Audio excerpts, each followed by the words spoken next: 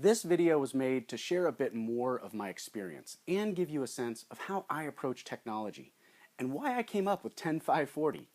My career started in 1994 at Boston College.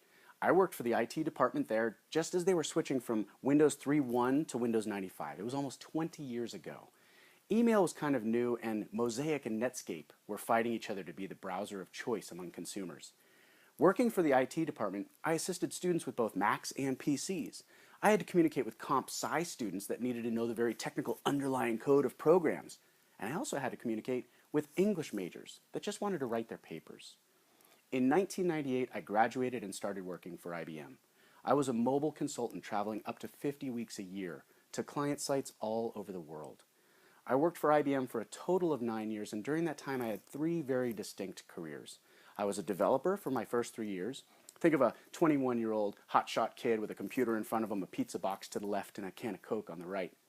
During those 3 years, I was also doing an online MBA program. The MBA allowed me the opportunity to directly apply the book knowledge to my job and my job knowledge to the books. During the dot-com bust in 2001, I started moving into my second career with IBM.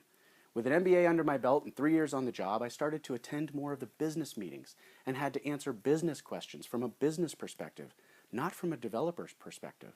I understood the technological underpinnings of the software so I could speak with the developers, and I understood the business so I could speak with the business. If you've ever worked with a tech geek or you know someone who's in that area, the ability to speak tech geek one side and business speak the other side could be considered a unique skill. As a business analyst, I was the conduit between the business user and the developer. I was responsible for gathering the requirements from the business and then translating those into the techie documents that developers needed to make it come to life. Because I had knowledge of the workings of the system and I was getting stronger with my business skills, I was able to interface with both groups at their level.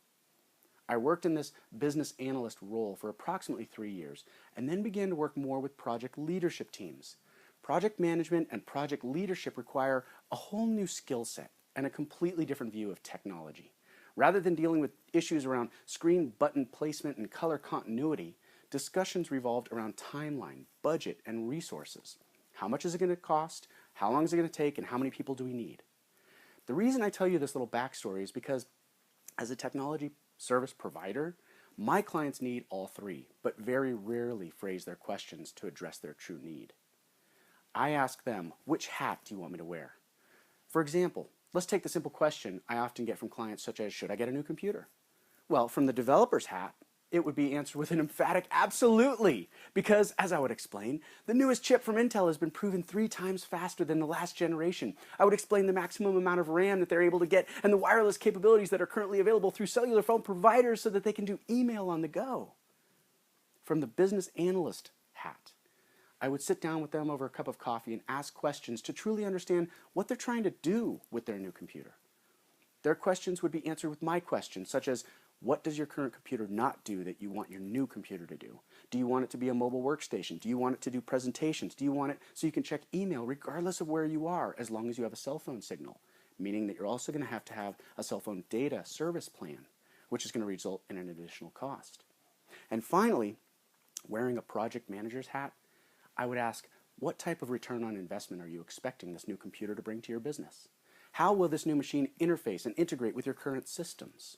Will you need to purchase any other items to ensure compatibility? Many people assume that a technology purchasing decision can be answered with a quick, do this or buy that kind of answer, because that's how a developer or tech geek would answer it. And most of the time, that's the type of person that people get advice from. The guys at your local big box store usually fall into this category. Now, it's not bad. It's just not a complete way for you to make a decision that serves you best. It's 1/3 of the equation. 2/3 are missing. When I'm asked a technical question, I answer with, which hat would you like me to wear?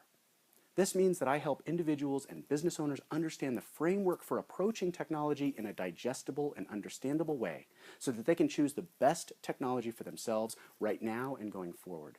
And that's the basis for 10540. Helping you, the end user, save time with tips that are understandable, make sense, and are easy to adopt.